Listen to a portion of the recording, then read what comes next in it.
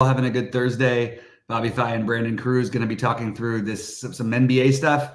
Brandon will be jumping on for mostly the showdown stuff, but I'm going to talk through a little bit about the three gamer. As Brandon has said before, he mostly sticks with the showdown, but the showdown has a lot to do with the main slate tonight, so it's kind of interesting.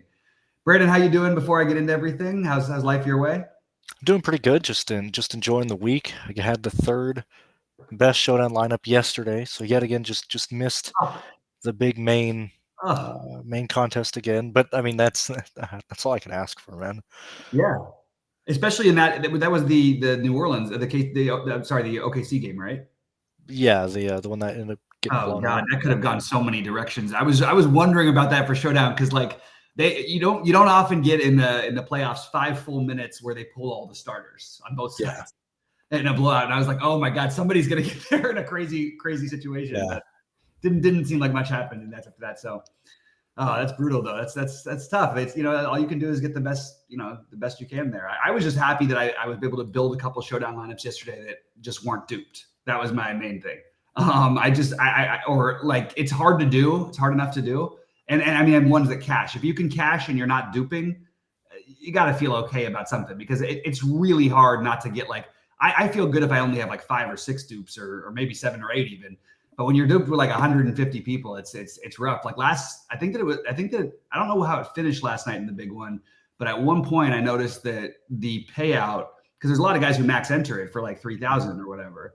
And I realized that the first place payout was like 2,000 because there were so many people chopping. I'm like, wow, people actually lose money and win the tournament.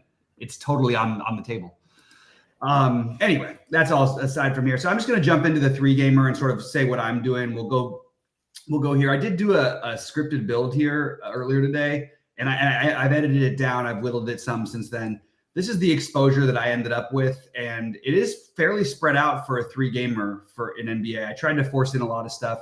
I do still I put Maxey. I wanted to be over the field earlier in the day. He's projected around 20%. I want to be overweight on and this is not a narrative just based thing, but oddly I realized that I was playing all the Villanova guys and going back to Philly because there's some low owned stuff there that I think is appealing. I will definitely have less Gary Harris than this. This is just the first run that I went through. I think right now I've got him at like 30%. Mo Wagner, we got him. Look, we got lucky. We got the one Mo Wagner day last week where he was like 5% owned, and now he's going to be the highest owned player on the slate. So I called that one out. I hope you guys paid attention to it because Mo Wagner was like the nuts. Even just getting 20 fantasy points for 3,600 and not playing Isaac, you were in great shape last week. I'm trying to figure out why Isaac is not popping up here more because I know I had more of him than this. Oh, there he is, 60. Okay, sorry. And then look, I think Rui's going to end up lower owned than that. I'm just looking at Goldie's ownership. Yeah, he's got about the same. I'll probably come under that. And then I wanted to play Rui as a low owned play more than as a main play. I do feel fairly comfortable at least with the minutes for Kyle Lowry, so I'm going to eat that chalk. I think it's interesting that Jamal Murray has one down game and his price only jumped 300, and then now people aren't going to play him. I think he's actually going to end up lower owned than this. I think he's going to end up probably around 20%, maybe 25%. And it's interesting also that Maxey, who's been completely awesome in both of these games, is not going to be like the main guy to spend up for. So those are just things that I want to be overweight on.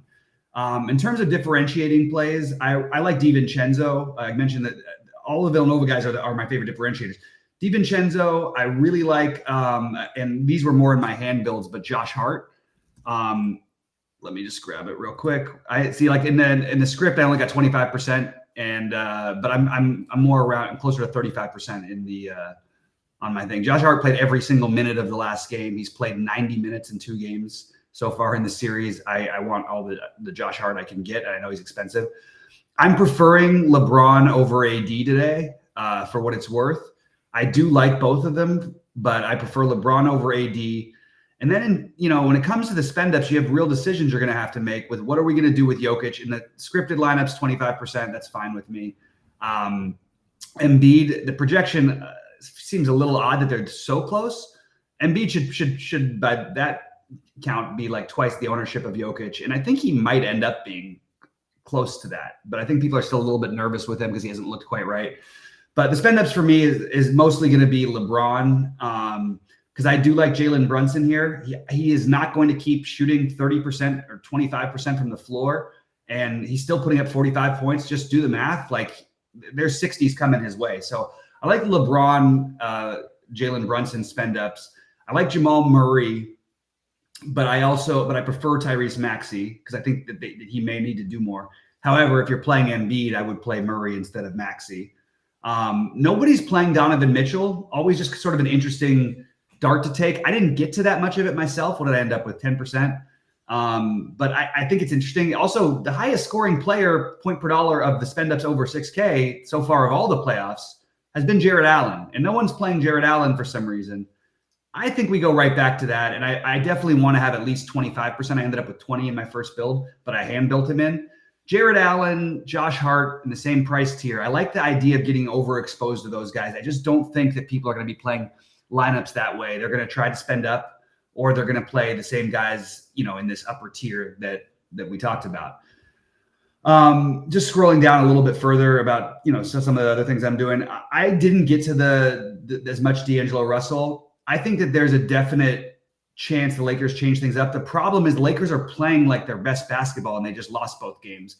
However, and we'll talk about this on Showdown, I still am waiting for that Gabe Vincent to play 24, 30 minutes. I think it's possible that it happens one of these games. D'Angelo Russell just had the best game he's had in a long time, so it doesn't seem logical tonight, but there's definitely a path for it. Also, you never know. Russell gets 2 quick fouls, something like that. Boom, we got Gabe Vincent in play. So that sort of is going to transition me over to the value that I like. And I'm just going to look really quickly. Let's see. So Isaac is the obvious one. I like Mo Wagner just fine as a pivot, but it's kind of getting ridiculous. Like, Mo Wagner is going to be the highest owned player on the slate, and nothing has changed from him being 5%. Exactly nothing. Their same 3 teams are playing on the same night, and it's just perception. They didn't win the game because he played more minutes and played well. So I think it might be a little bit of an overreaction with him. I would like to be underweight on him overall. He may make some of my big buy-in lineups, but I don't think I'm going to be overweight. I'm certainly not going to be overweight 60%. That's just ridiculous. Other value pieces that I'm using, again, I'll see exactly how much. Like Mo Wagner, what did I end up with him? With him 40% right now. That's in the lotteries. I think I'm going to end up with 25% Mo Wagner. Just because I don't want to play the chalk when everybody thinks it makes the most sense, just because they're all reacting to a 1-game sample size. Other things that people are going to react to is OG Anunoby is getting, he was 75% owned on the first slate in this series on a 4-gamer at 5,100.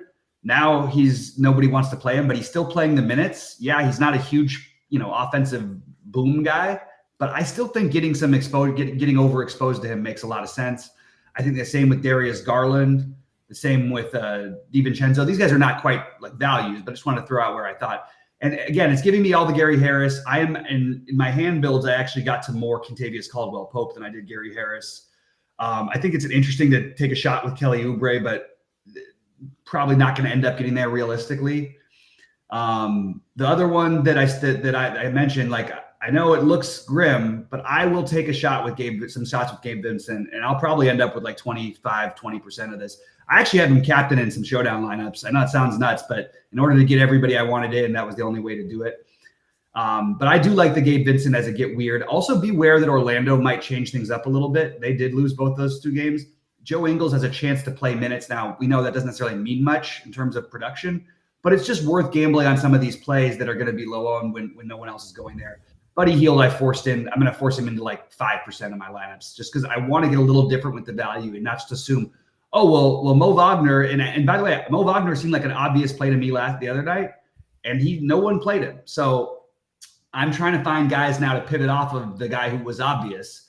So that's why I'm ending up with bits of Buddy Hield, bits of, more than too much of Gabe Vincent.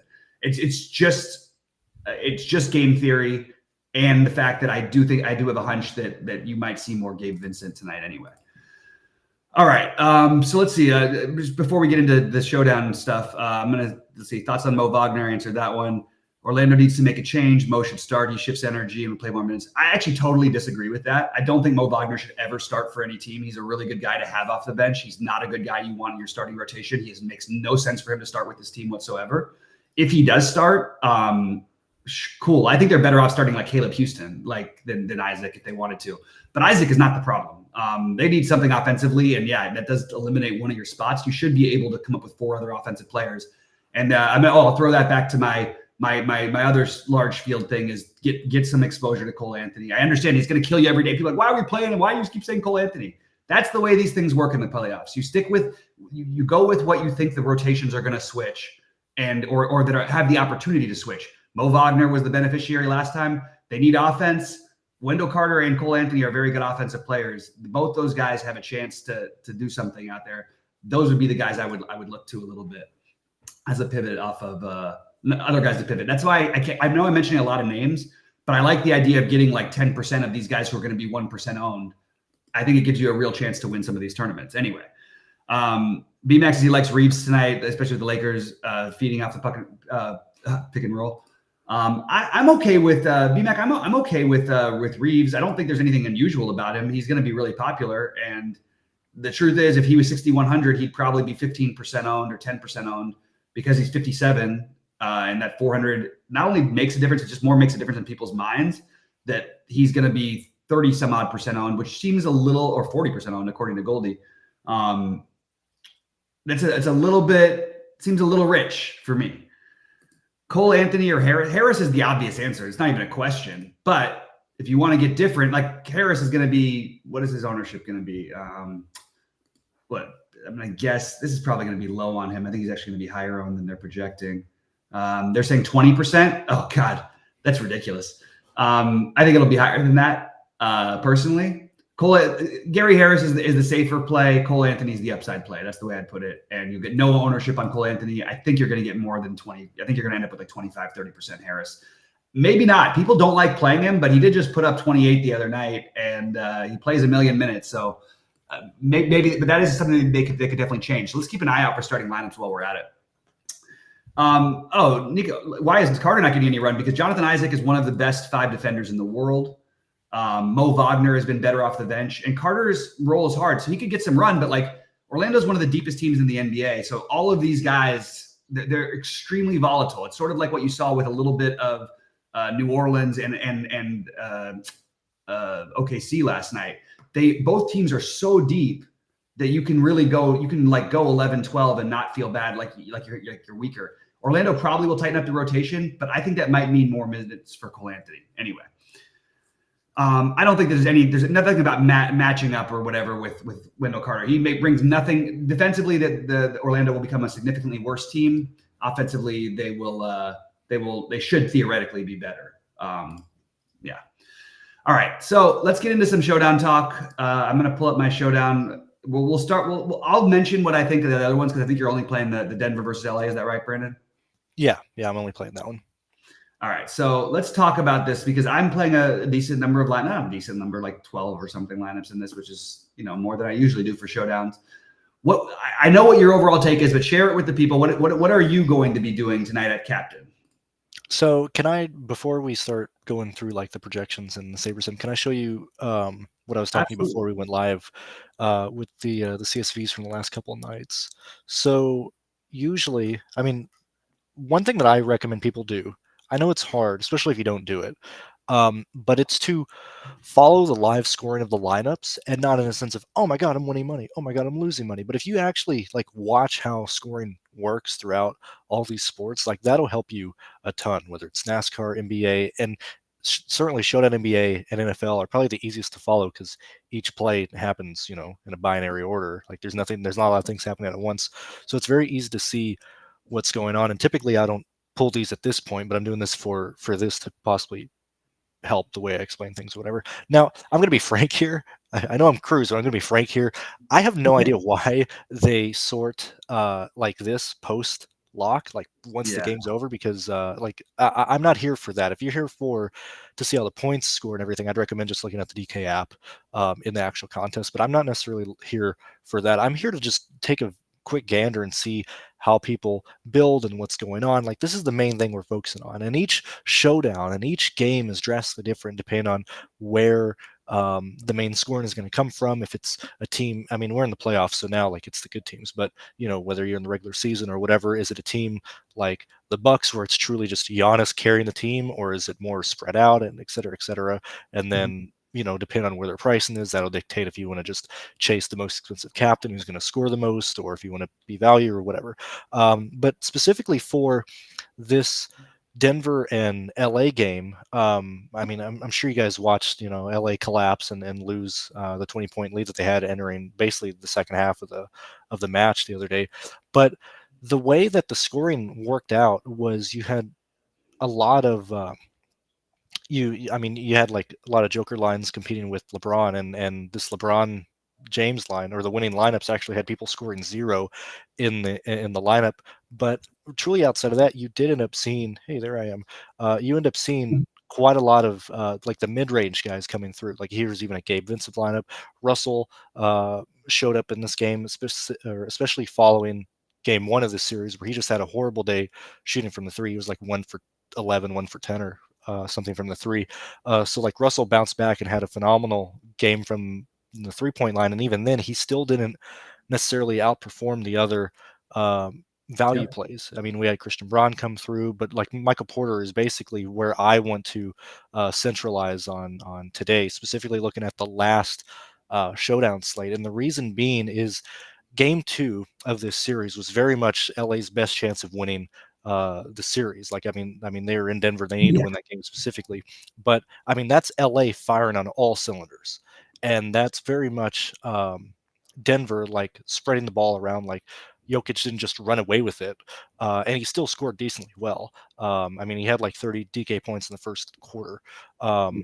But when we look at how that game played out, and we look at this game 3 in LA, I mean, this is the Lakers' last chance. Like I know it's like a must win. Like all these games are must wins. But if they lose this one, I don't even think they try in game 4. Like I think they know it's over. So no, this they'll bring their best effort in game 4. I disagree with that part, but I do agree with you that I mean, first of all, I think the series is over before it started. But yeah, the Lakers have literally played the majority of the better basketball and predictably lost. I don't even think they blew it. I just think that they're playing by far the best team in the NBA. Sorry, go ahead. No, you're basketball taking there. And the reason I'm also bringing this is because I don't know if people are aware of how drastically different and how specifically, or how much you have to nail how these contests work. Like we're just looking at lineup 250 out of the 17,000 we were at, and this lineup was scoring 240. The winning lineup is at like 258 or something. Like in order to actually compete, like you need to have everything lined up, and we're seeing that a lot of these top tier lines, excluding the ones that are having people score 0, a lot of those are very much like a mid-tier play. Basically Porter or Russell were kind of going to battle off there. When you look at the game last night, and I think you could very easily use the game last night between the Pelicans and OKC as a very similar approach of, you had SGA as the most expensive guy, yet again, doing his own thing. But then you had Williams, Joe Val, like these are the main captains that were just going to compete for this run. And then you see basically there's like 3 lineups that basically held the top 100 spots in this contest. Hey, there I am again. Like I'm very much in playing the mid tier of captains today. And so like for me, yet again, I was on Russell a lot in the last game, and even then I was very, very hesitant. Like I had like 30% Russell on the captain the other day ago. I'm probably going to be less on him, especially when people saw how well those Russell lineups went and how well he bounced back off of the second game. We typically see like audience bias be very prevalent in these playoff slates, at least for me. I mean, maybe I'm like overthinking in that sense, but I'm probably not going to play. Go ahead. No, I think you're right. I was just agreeing with you. So personally, I'm not going to play Russell in the captain today. I'm going to try and be overweight on Michael Porter. So probably, 10 of my 20 lines will have him. And then I want to spread the rest out between Aaron Gordon, Reeves, and Pope. Like those are the only guys that I see viable as see viable as people want to play as captains. And I'm probably going to play 100% Jokic in the flex. That's really my main takeaway. The last thing I want to mention before we really break down this slate is when you look at where, like Marshall was the main guy that truly everybody had last night, and he got blowout run and was like just one rebound away from moving a lot of these lines up into taking first.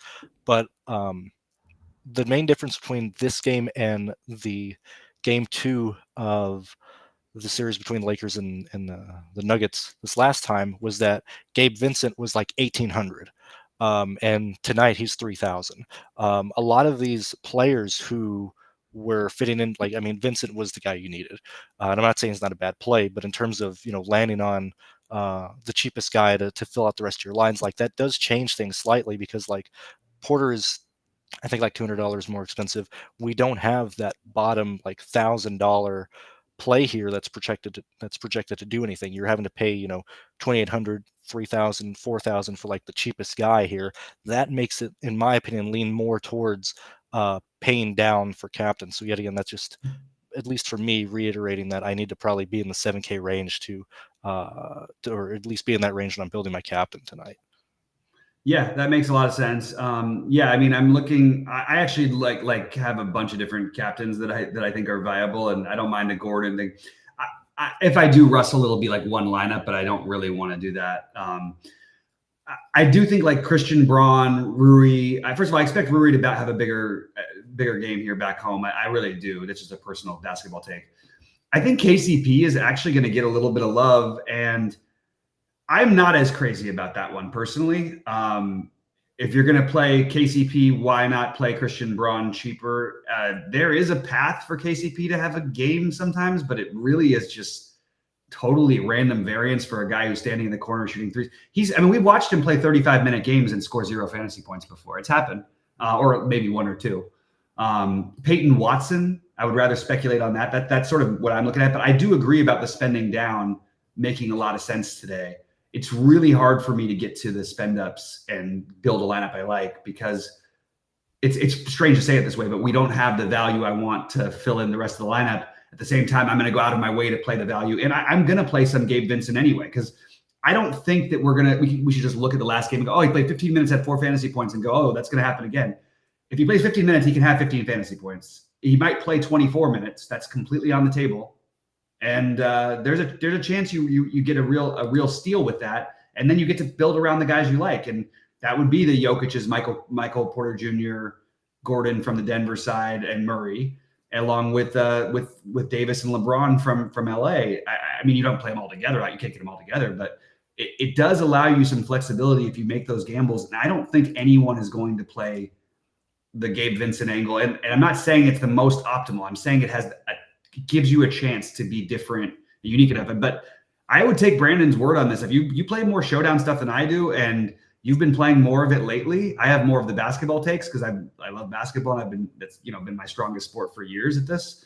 But I don't have as many. I like the way that you do it. It's a different way of looking at it for me than the way that I try to look at it. Although what's funny is that if I did it with another sport, I would look at it exactly how you're looking at it. But with basketball, I go so much differently just because I'm really dialed in. I'm watching every game, all that stuff. Guys, if you have any questions or thoughts, please feel to throw them on in. Love to talk through anything else. But Brandon, so you mentioned that. Is there are you finding that because I fooled around with some builds, is there anybody who you thought would be, you'd be getting to some of that maybe you're not, or people you might I don't know, want to go out of your way to try to get? Do you have anything like that, or are you just letting it sort of happen based on your strategy? So one thing actually two things. So I guess kind of going back to kind of what you said, I also did the same thing last year in the playoffs as well and had a lot of success playing Showdown the exact same way. Going back to today or any main takes, I end up watching a lot of Nuggets, a lot of Lakers games. All the late games are usually the ones that I just end up watching even during the regular season just because I play Showdown during the year and those guys I'm able to see. So Hachimura, he's a phenomenal IRL basketball player. I don't know anything about that, and I understand he knows what he's doing. In terms of DFS though, Rui, the builds, you can say the same thing with Pope as well, kind of where they lean in the dead zone of the 5K range here. Pope, I agree. I'll poke on the Rui thing back, but go ahead. Yeah, those are the two guys. For me, I either want Pope in the captain in very few, or I don't want to play him at all. Rui, I have no interest in playing Hachimura today, just because I like when I look back at the last slate and his pricing is very similar. I'm pretty sure it's the exact same. Let me just check. But Yeah, um, so he he's was been 54.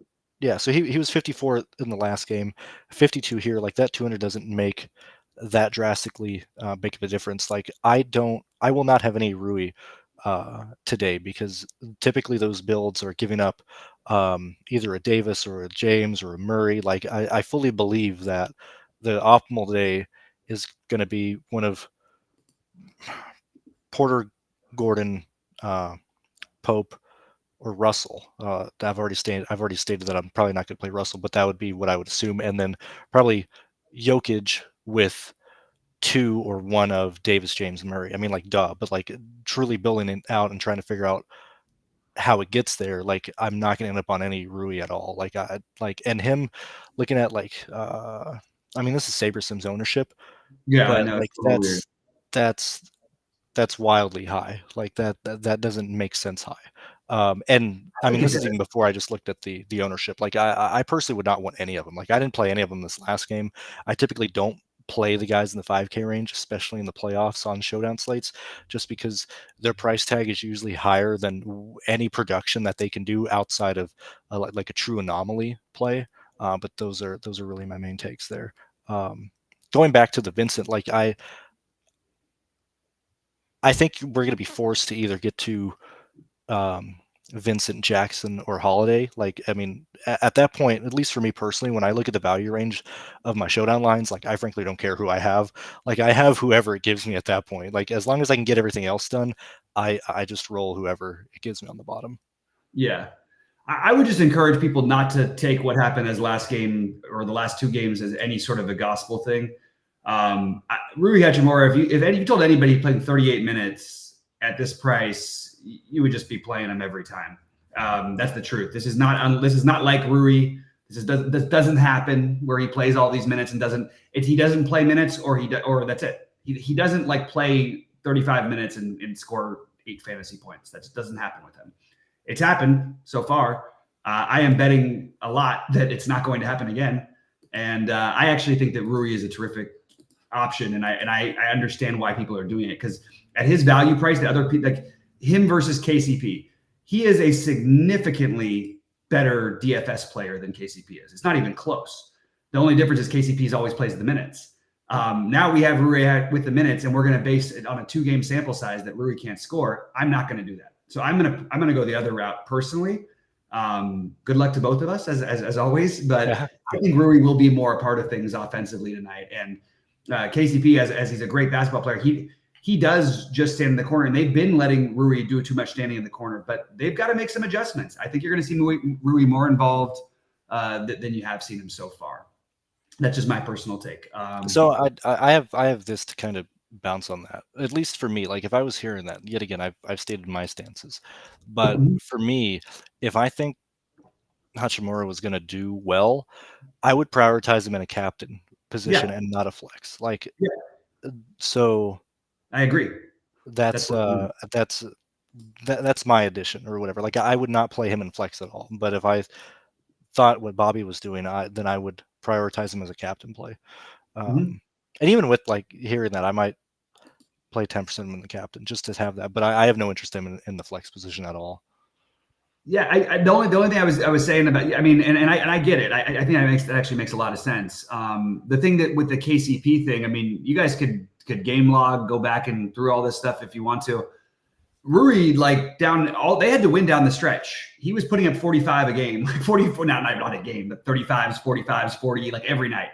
It takes an extreme, insane outlier for that to happen with KCP. But on the Lakers team, the third scoring guy, the third piece of the offense could be anyone on a given night. It's Austin Reeves and Russell are the 2 logical ones, but Rui's the next one.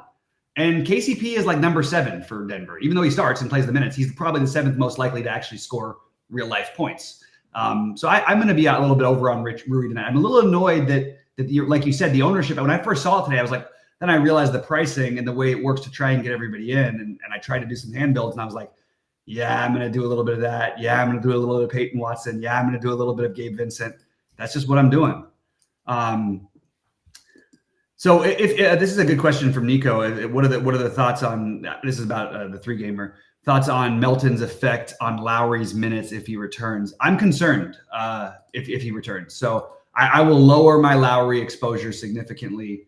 I don't think I'll get rid of Lowry as I play. Like I'll still have some of him, but it does concern me a little bit. And we of course don't have that news yet, and probably won't for another like 45 minutes at least or so. And Pingalore, good to see you, Pingalore, in here. He's our local sportsman in KTLA, Los Angeles. So good to see you. Well, do you mind if I build one? If I run one build for Pingalore here on the? Yeah. As you do. Oh, I mean, I can talk as you take my screen down and look. I was mainly just looking at where the KCP captain lineups scored, or where they finished in the contest the other day, with KCP just doing 12 points. So that's like 18, 19 or so in the captain position. I mean, there are several of his lineups in the top 1,000, which is certainly good to hear, especially, or at least see. Like I'm mainly answering this for the Rui play, and not necessarily go back to KCP. I'm just saying of where he is in pricing, and why I would prioritize him in the captain position if I was going to play him. Yeah, I hear that. And that's just, I'm just going through the same basic thing over and over again. You know, how can I justifiably try to think? I mean, because they're basically the same price at captain, 7,800 versus 8,100. Rui just only scored 9 the other night. That's why you won't see any of his. But if you tell me that they're going to play 36 minutes each, and that KCP is going to project to score more, I don't see that as being necessarily likely, and I think I would say it's less likely. And I think that certainly when you look at ceiling, Rui has a much higher ceiling, in my opinion. That's just my personal take or whatever. So we're gonna run a basketball build. Brandon, do you mind if I? Yeah, go ahead. I don't think it'll let me while you've got yours there, right? Does it? I can't remember. Sheets always has trouble with it. There we go. No, it does. Okay, so this is it. All right, so Pingalore, we're running a build. I'm going to clear out because I changed some things. So I'm going to clear out what I changed. For what it's worth, Pingalore, because I know you got here a little late and just got to Dallas. Hopefully it's fun out there. He's there covering the clips in Dallas out there, so that should be fun. But this is what I ended up with from the scripts that I got. I did make some changes, which I talked about at the beginning. But I'm going to clear out any of this and reset it. Run a simulation. Pingalord, let us know which one do you want to run a simulate. What do you want to run it for? I'm going to get rid of my old one. We'll do a contest sim on this one, but I'm curious, which one do you want to run it for, or whoever's the first in chat to say which you want to run it, what contest you want to run it for? Let me know. Otherwise, I'm just going to go for the 100K for first. Where am I looking? What did I just pass it? Yes, I'll just do the shoot. I'll just do the shoot around. Okay, so build settings. We're going to build 20. I'm just going to put it as a 2,000 pool size instead of 5. Single entry. Okay. Single entry. Ugh. Okay. One thing I would never do is use this for a single entry. I mean, I use it as a reference point though. So that's a tiny single entry. What size single entry? Like, I mean, yikes. I guess I'll use the mid-range jumper. That's probably the best one because it's at least got a number of people in it. No, the 100 is no good for me. So we're gonna run one lineup here, and that's why I hate doing the single entry. You just get to see one, so you don't really get a feel for what it's trying to give you. All right, I did set the. I do think people should be setting the correlation tab higher on these 3 and 4 gamers for basketball. I really do. I've always thought that it should be higher, and the default is not high enough in my opinion on SaberSim. Something that took me a little while to realize after I joined over. So we're gonna join this. We're gonna build one lineup. Let me just see. All right. What am I doing? Why is it not? Okay, here we go. I've got to just do this first. We'll just make this 25, and we'll make this 16. Okay, rebuild lineups. Why is it rebuild? Why isn't it letting me? Oh, I didn't click a new build. That's my bad. My inexperience of SaberSim. My bad, guys. Yeah, single entry. I can pretty much assure you that it's actually I don't know what I would assure you. It's a little bit interesting because I do think you'll get probably Embiid in there. I think you'll probably have. It's actually a little harder today than I would have thought. You probably have Embiid, you probably have Paolo, and you'll probably have Franz Wagner. Just speculating here, but that's my guess. But I actually am curious. It's a more spread out. I mean, you see, the other night when we had game 2 of this series, Brandon, you had like there was like 6 guys like 50% or more. No, like there was nobody like in the 20 and 30 range. It was like everybody knew what everybody was doing. But this is what they spit out. They spit out all the magic, as I said. They said Paolo and whatever. They have Russell and LeBron, Tobias Harris, Kyle Lowry. Yeah, it's an unusual build, so they got that going for it. But I don't particularly like this at all, to be honest. Yeah, can it get there? Sure. I think it's seems very like a strange build, and that's with the correlation settings at 5. They correlated the same team, but they didn't none of the matchups at all. There's nobody on the other side of any of the games. Interesting.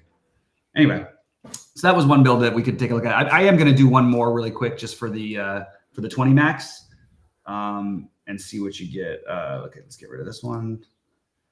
And all right, real quickly. Well, I'm sorry for the not for the 20 max, for the 100K to first, and we'll build 20 of them.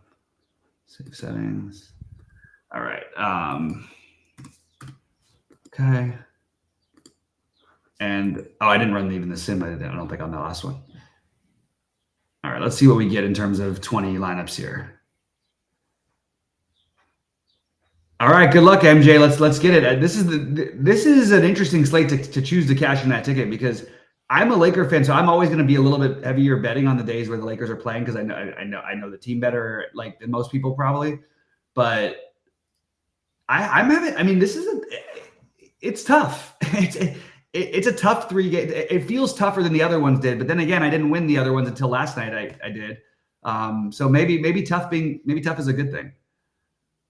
It is. It's just really hard price wise to not make some uncomfortable decisions unless you're going straight middle of the road, which is just so hard to win in the playoffs doing that. You kind of want one of those stars at least who's going to get you that 60 plus. All right, so let's see what we've got in terms of exposure. So they gave us 95% Isaac, even at 20, even though I lowered his fantasy projection, 80% Russell, 75% Suggs. Yeah, I hate this. Just to be honest, like, I would never run anything like this. I like that they're overweight Gary Harris, just because I think that it's too low ownership, if that's the real ownership. But this is. Oh, they didn't even go overweight Anunoby. Like, only going overweight one player. I just feel like it's really hard to win these things, and I personally am not a huge fan of what they're spitting out right now. I do like Suggs, Isaac. I am going to be way below the field on Russell, and Gary Harris I like as if you really think he's going to be that low owned. And Goldie's got him at a similar ownership, so maybe he really does end up that low owned. If that's the case, getting 50% of him certainly doesn't seem like a bad idea. But they didn't really take any gambles here. Oh, Jared Allen. Like this, look at this ownership on Jared Allen, okay? Jared Allen scored 45 and 56 in the first 2 games in this series, and he's really going to be 10%. So that's just an auto guy I've got to be like at least 25, 30% on, if not maybe more like 40 or 50. And he's like not crazy expensive. Maybe that is the other way you could build is Jared Allen, Josh Hart, Tyrese Maxey, keep it under 8K and maybe not make those plays. Because at least if you play the Maxey or Franz Wagner, those guys could be the highest scoring players on their team. So I think it's worth at least considering some of those middling builds, even though usually you do really want the studs. Michael Porter Jr., Austin Reeves. You could probably build a nice one middling. I'm going to try to do that and see if I can come up with something I like. I'll update it, of course, in the Discord before we get out, before we're done with everything. We do have a bunch of people in here, and it's great to see you all. I'm glad we did this at an earlier time and it worked. Please click the like button. We appreciate that. Brandon, sorry, I know I'm doing most of the talking here. Anything you want to add? Or I just look at this and I'm like, man, I'm so glad I'm not wasting my time with this 3-game crap. Yeah, I know.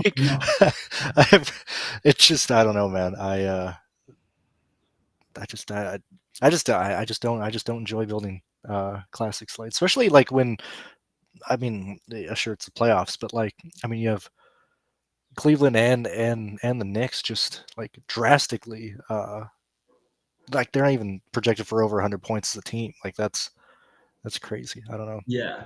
So I mean, like with that, like it just for me on the outside looking in, it does seem like you would want to play a lot of Orlando. But like personally for me, like I would want to prioritize more of the Lakers. Sure. In a must-win situation, like Well, those the would be the thing for people who are Orlando is so most. different for both of them. Yeah, yeah.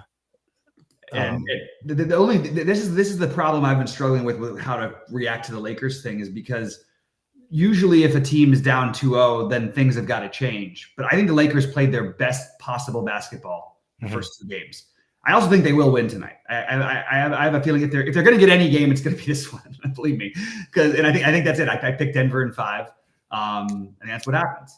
But yeah, I don't see. I don't think the Lakers can really try to make adjustments. And if they did, it would probably be the Vincent thing.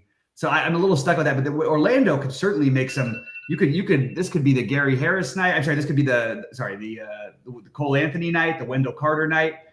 Speculating on those guys because they're deeper is, I think, a very viable way to treat tournaments. And the reason why you get all the action on Orlando, on like why this is the slowest pace game, all these things, is just because they're also cheap because they play so many different guys. So the question is, out of this top 6 that you've got here, who is the 7th man gonna get? Who's gonna get most of the minutes? Is it gonna be Anthony Ingles or Carter? Almost definitely, unless they somehow start Caleb Houston out of the blue, which is totally possible. So we have to wait for starting lineups. But I do think you really, if you're multi-entering, you want to speculate and you want to err on that side of the speculation. You want to try to be overweight these. Well, okay, how can I play Cole Anthony? He's put a total of 6 fantasy points. Well, they need to make some adjustments, and maybe that adjustment changes, and maybe Cole Anthony hits his first 2 threes, and all of a sudden he's the one who takes most of the minutes from Gary Harris. That's completely on the table. So I'm gonna use that to try to win. It's gonna lose most of the time when you do that, but when you hit, you have a chance to really hit everything.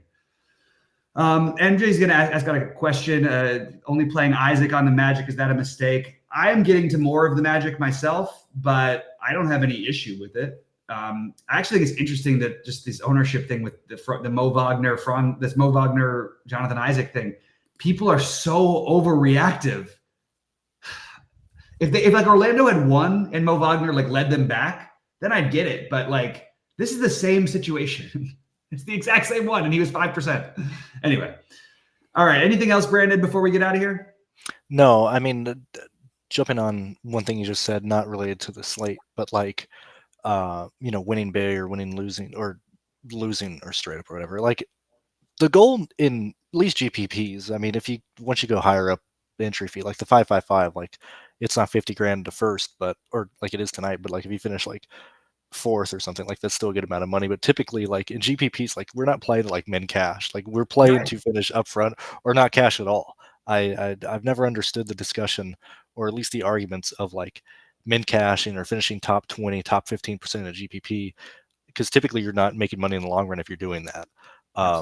You either need to be chasing the top. Like ideally, where I want to be at the end of a GPP is at the top or at the very bottom, like losing at the very, very end. Like if you're in the middle, like you are absolutely, especially if you're in the middle over a long course of time, you are doing something drastically wrong. Like you need to be at one extreme or the other.